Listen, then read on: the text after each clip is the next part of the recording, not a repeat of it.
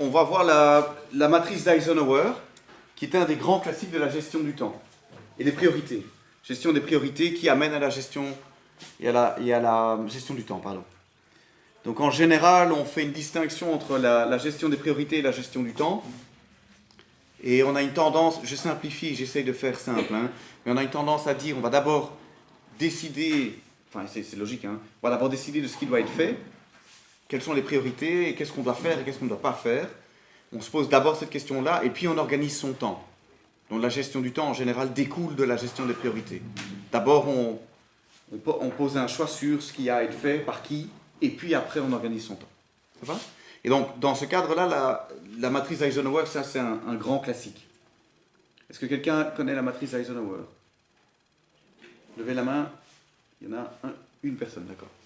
Une personne sur l'Assemblée. Ça fait pas beaucoup. D'accord ? Donc, je suis toujours... Alors, peut-être que vous connaissez la matrice Eisenhower, mais sous un autre nom ou sous le concept. Mais je remarque en général que, à moins d'avoir une formation en gestion des priorités du temps ou en management, la matrice Eisenhower pas connue. Pourtant, c'est vachement intéressant et vachement important. Alors, la matrice d'Eisenhower, comme souvent dans les outils de management, on aime bien faire des carrés comme ça. 2 axes, 4 carrés. Ça, c'est un grand classique. D'accord ? Donc, un cadran, QU.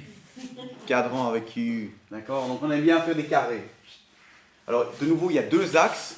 Et ça, c'est important à retenir pour l'examen. Il y a 2 axes. Tout le monde prend son bic. Alors, il y a 2 axes. Le truc très important à retenir de la matrice d'Eisenhower, c'est justement cette distinction entre ces 2 axes. C'est vraiment fondamental. C'est l'essence même de la matrice d'Eisenhower.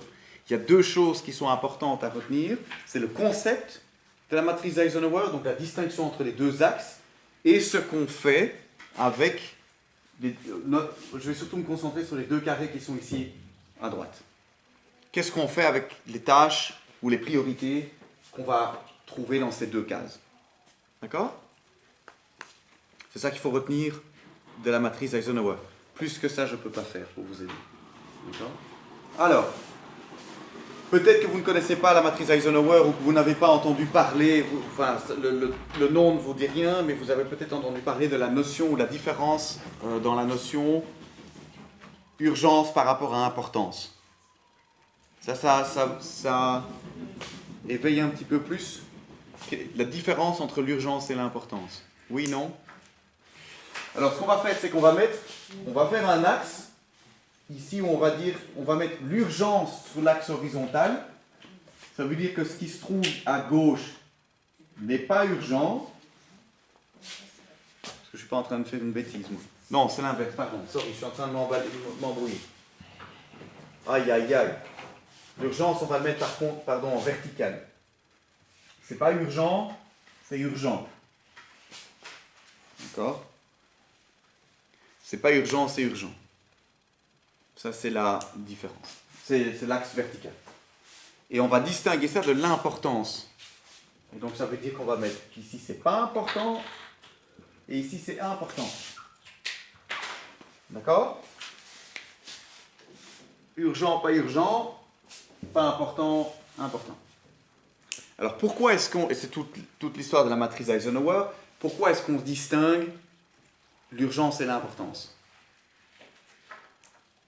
C'est 2 choses complètement différentes. Si je prends dans mon boulot, par exemple, l'urgence, j'ai une toiture qui fuit, je dois agir de manière urgente. C'est pas ma priorité. Ma priorité, c'est par exemple mes projets, j'ai certains projets qui doivent aboutir. D'accord. Ça, c'est l'important. D'accord. Alors, ce qu'on va faire, c'est donc, effectivement, c'est pas la même chose. L'urgence et l'importance, c'est pas la même chose. Pourquoi est-ce qu'on fait tout ce bazar sur cette distinction, puisque c'est pas la même chose? Parce que la plupart du temps, les gens font la confusion entre les deux. Sinon, on ne le ferait pas. On ne ferait pas ça, on ne donnerait pas cours là-dessus. Les gens font une confusion entre l'urgence et l'importance. Et donc, c'est utile régulièrement de faire un schéma simple qui distingue les deux et qui permette alors de classifier les priorités selon ces 2 critères. Alors, ce qu'on va commencer par faire, c'est expliquer c'est quoi l'urgence, expliquer c'est quoi l'importance, et puis après on les met dans le tableau ici. Alors, c'est relativement simple, mais bon, Expliquez-moi, urgence, c'est quoi? Pas faire au plus vite. Il y a une conséquence négative si on le fait pas. Alors, voilà. Merci de t'être trompé. L'urgence égale une conséquence négative si je ne le fais pas. Pas du tout. L'urgence, c'est lié au temps. C'est tout. L'urgence est liée au temps. Vous voyez, c'est marrant parce que je me dis, voilà, non, c'est pas possible. Quand je le dis, urgence et importance, à mon avis, ben non. Et en fait, si, pouf, on se trompe. Ça n'a rien à voir. L'urgence est liée au temps. C'est tout. Il faut bien distinguer ça. L'urgence est liée au temps. C'est-à-dire, pour quand est-ce que ça doit être fait? C'est tout. Donc, ça va, c'est clair pour tout le monde, l'urgence? D'accord, génial. Alors, l'importance, c'est quoi alors? Si l'urgence est en rapport au temps, l'importance, c'est quoi? C'est l'enjeu. D'accord? Et c'est ce que tu disais ici. C'est-à-dire les conséquences si la tâche n'est pas effectuée. Donc, l'urgence est en rapport au temps. Pour quand est-ce que ça doit être fait? L'importance, c'est quelles sont les conséquences si je ne le fais pas ou si on le fait. Conséquences positives, conséquences négatives si ce n'est pas fait. Ça va? Pourquoi est-ce que les gens font la confusion entre les deux?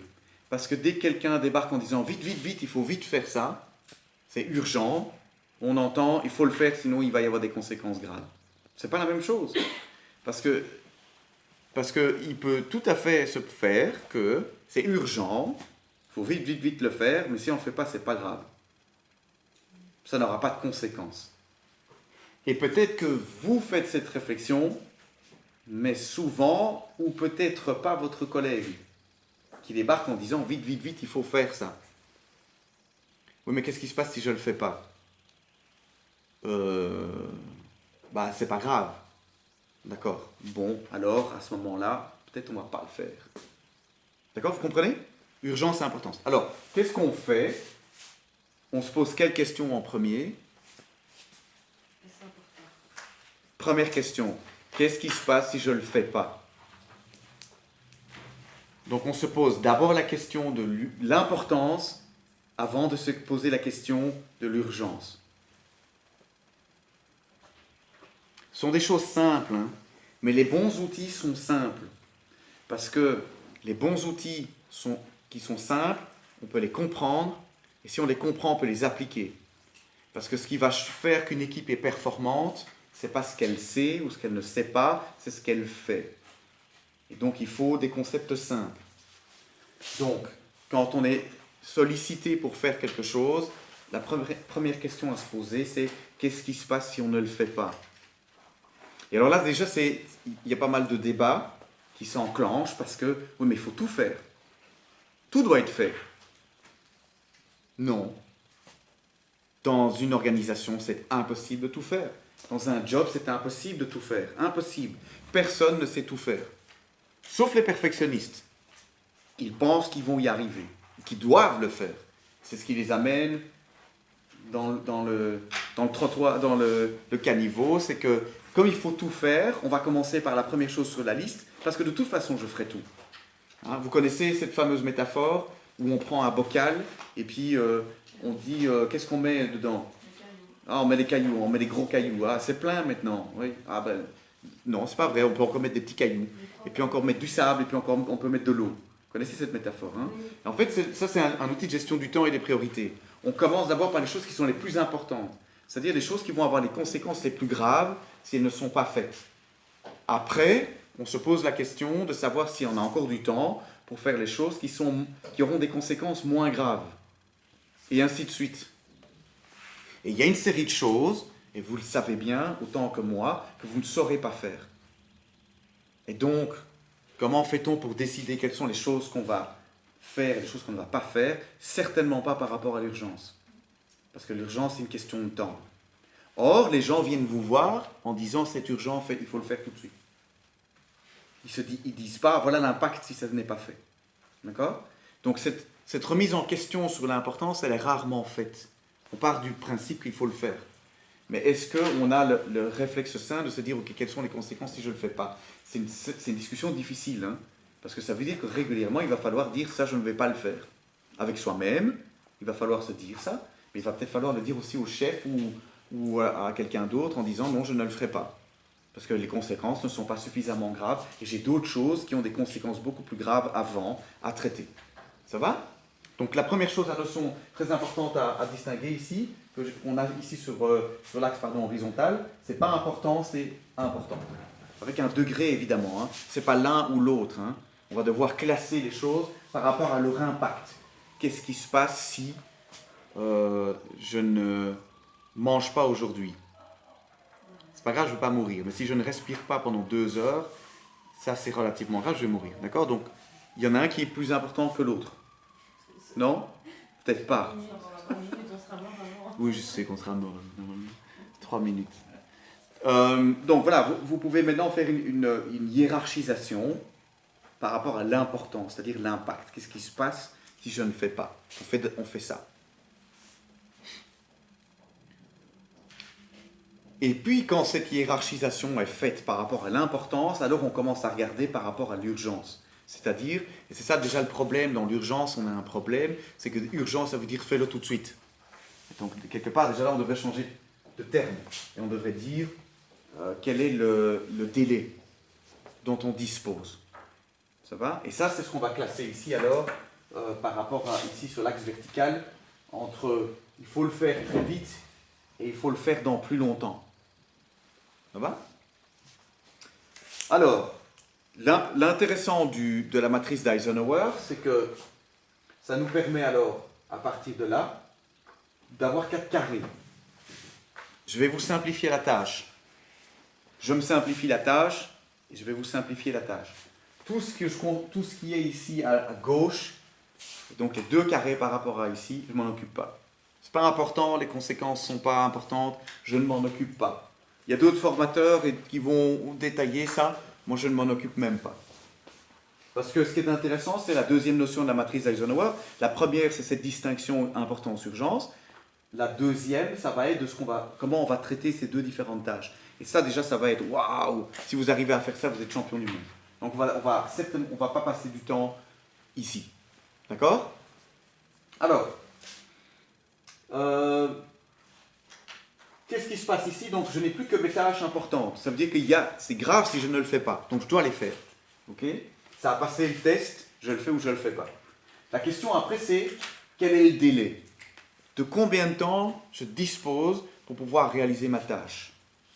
Je sais bien qu'après il faut pouvoir gérer aussi qui est impliqué, quelle est la tâche qui doit passer avant celle-ci, etc. Ça je suis bien conscient, mais on ne va pas aller jusque-là avec la matrice Eisenhower. La matrice Eisenhower va surtout nous permettre de distinguer 2 notions différentes.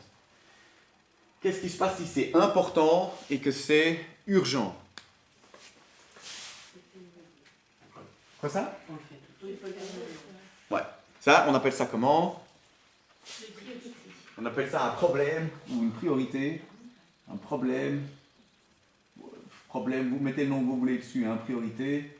Et alors, ce qu'on va faire par rapport à ça, c'est qu'on va lâcher tout ce qu'on a, tout ce qui est en cours, et on va le faire tout de suite. Ça va?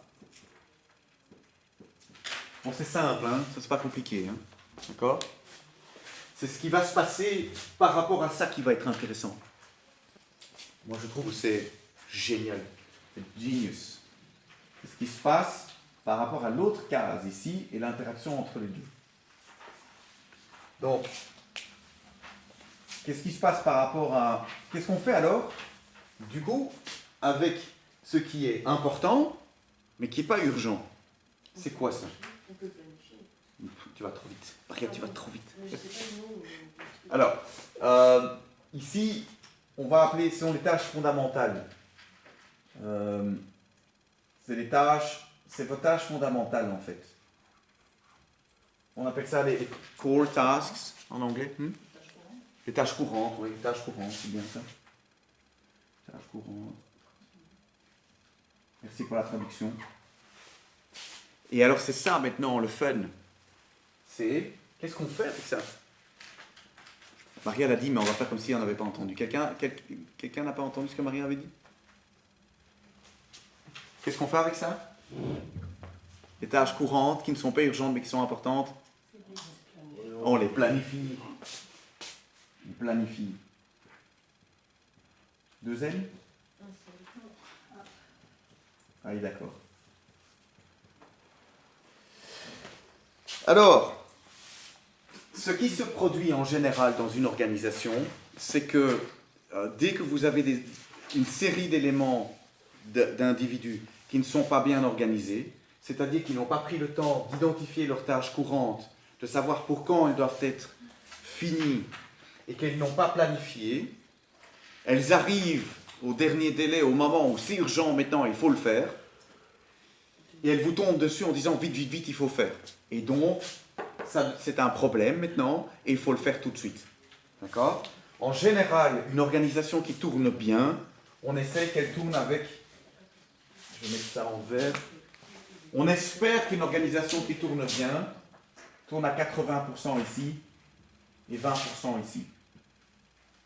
Alors évidemment, ça dépend de l'organisation, ça dépend de son cycle de développement, et ça dépend aussi surtout de son, comment dire, de sa maturité, de son efficacité en termes de gestion des priorités. Une organisation qui est bien calibrée, qui tourne bien, idéalement 80% des tâches sont planifiées, elles sont récurrentes, on les anticipe, on les traite à l'avance, et comme tout le monde, on a des problèmes, des trucs qui surviennent, et qui nous obligent à abandonner ce qu'on était en train de faire pour les régler. Qu'est-ce qui se passe en général? Dans beaucoup d'organisations, c'est l'inverse.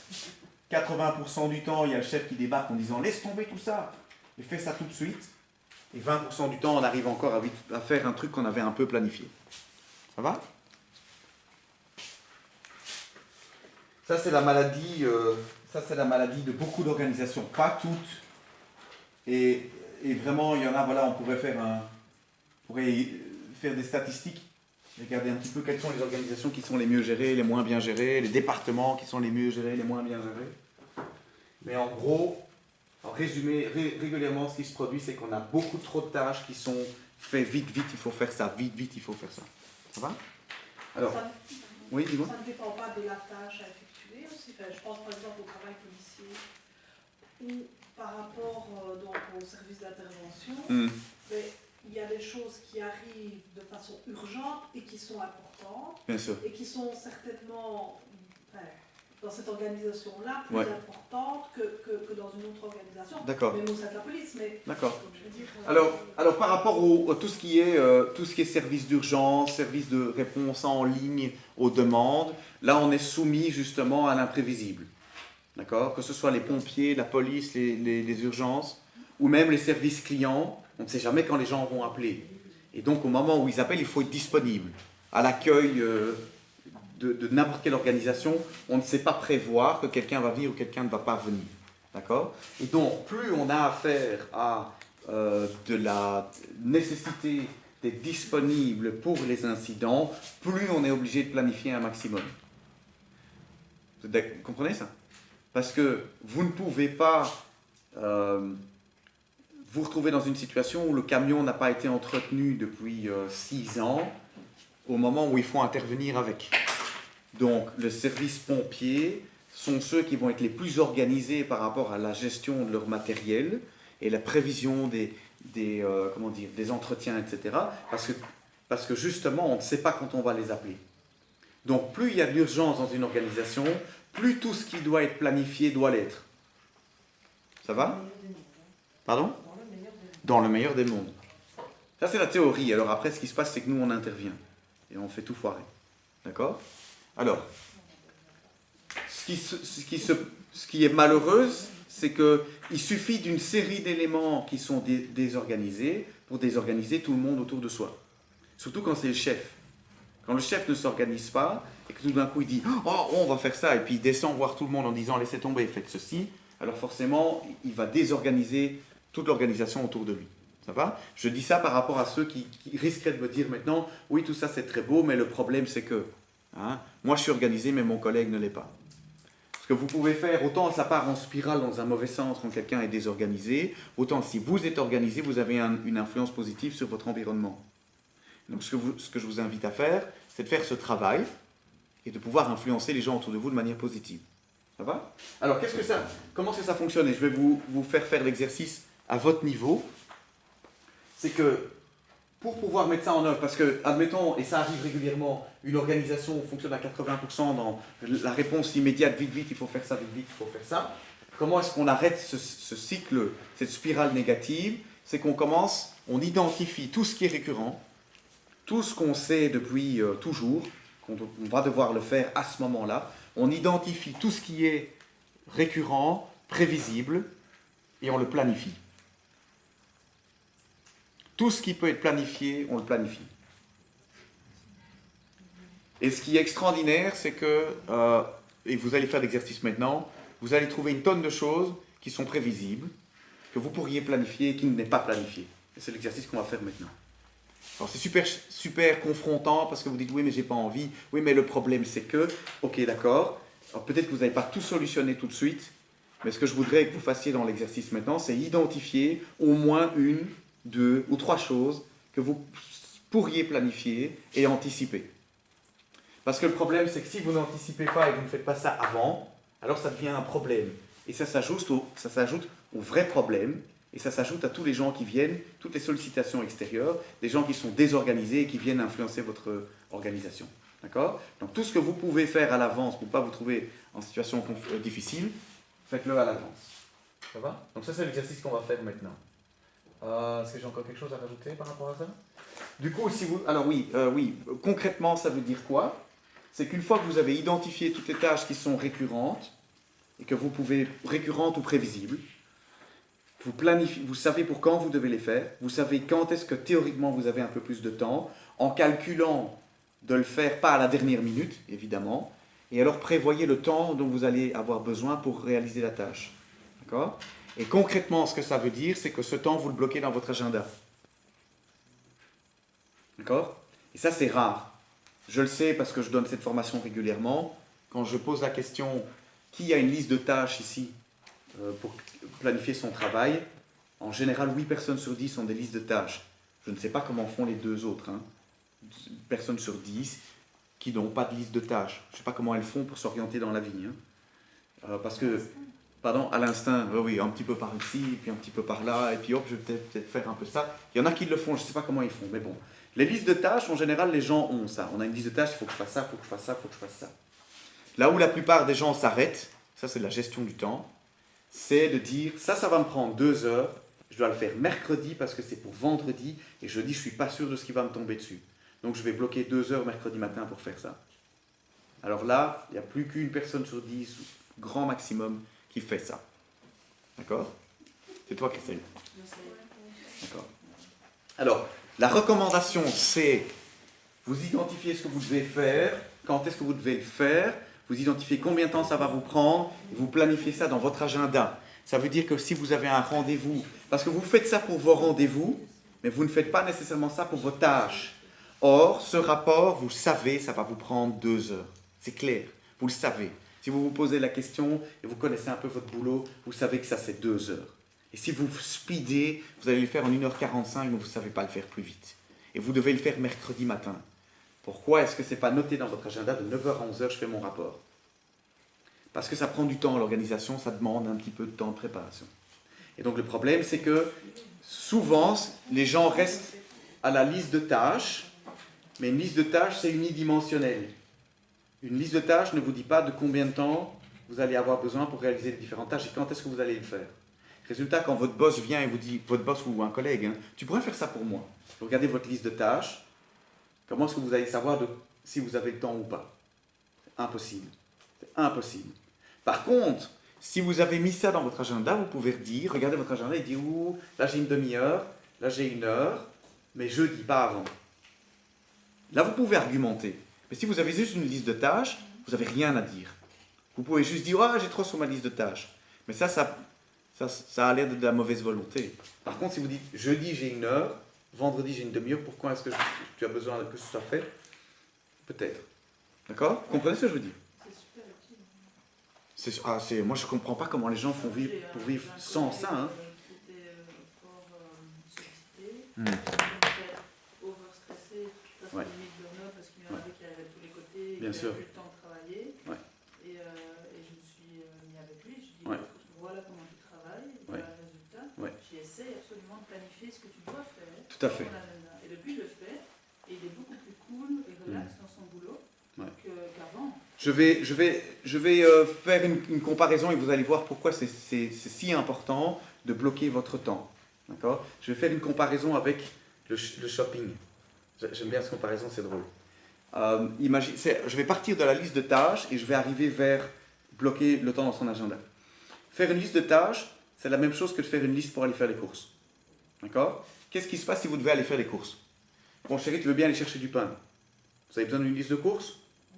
Non, ça c'est cool, hein. Je vais chercher du pain, pas de problème. D'accord. Ok, maintenant, admettons que, chérie, tu veux bien aller chercher du pain, de la mayonnaise et du jambon? Bon, ok, ça va aller. Pain, mayonnaise, jambon, ça gérera. D'accord. Oh, papa, tu veux bien me racheter des lacets pour mes baskets? Ok, d'accord, ça va. Vous vous mettez en route et vous pensez pain, mayonnaise, jambon, lacets. Ok, puis vous recevez un SMS. Oui, il faut du papier toilette et du produit pour les WC. Alors là, ça commence à devenir stressant. Hein. Pain, jambon, mayonnaise, lacets, produit pour les WC et papier toilette. D'accord? Si la liste continue à s'agrandir, vous recevez un coup de téléphone urgent du bureau en route pour le magasin. Et vous arrivez au Deleuze et vous êtes là, qu'est-ce que je dois acheter encore? Et vous devez à chaque fois utiliser votre conscient, qui est omnubilé par retenir ça. Qu'est-ce qui se passe quand vous l'écrivez sur un bout de papier? Jambon, c'est dans la poche, votre cerveau est disponible. D'accord? Le stress diminue parce que c'est sur le papier, c'est pas grave, c'est sur le papier, donc je n'ai pas besoin de réfléchir à ça. Bloquer le temps dans son agenda va procurer le même phénomène, va donner la même sensation. C'est pas grave, c'est dans mon agenda. C'est pas une liste de tâches où je sais pas quand est-ce que je vais faire, quand est-ce que je vais faire tout ça, regarde tout ce que j'ai à faire, quand est-ce que je vais le faire. Vous avez le cerveau est constamment en train de se dire ça, il faudra que je le fasse à tel moment, oh merde, je dois ça encore aussi à faire, ou combien de temps ça va me prendre. Vous êtes constamment en train de manger des ressources mentales par rapport à votre liste de tâches parce que c'est pas défini dans le temps. À partir du moment où chaque fois que vous avez quelque chose à faire, vous pouvez le noter sur papier, vous faire une liste de tâches si vous voulez, hein, mais notez-le dans votre agenda sur quand est-ce que vous allez faire et combien de temps ça va vous prendre. Vous ne devez plus y penser. Ça c'est pour mercredi matin, ça c'est pour jeudi après-midi, ça c'est pour la semaine prochaine, ça c'est pour vendredi, c'est fait. Et ça veut dire que vous trouvez la même légèreté d'esprit que quand vous notez pour votre liste de courses. Ça va? Donc c'est vraiment, vraiment, vraiment important. Maintenant, ok, après vient la vie, hein. Mais justement, plus vous avez pu anticiper, plus quand vous avez des problèmes, vous avez facile à rebondir et à vous réorganiser.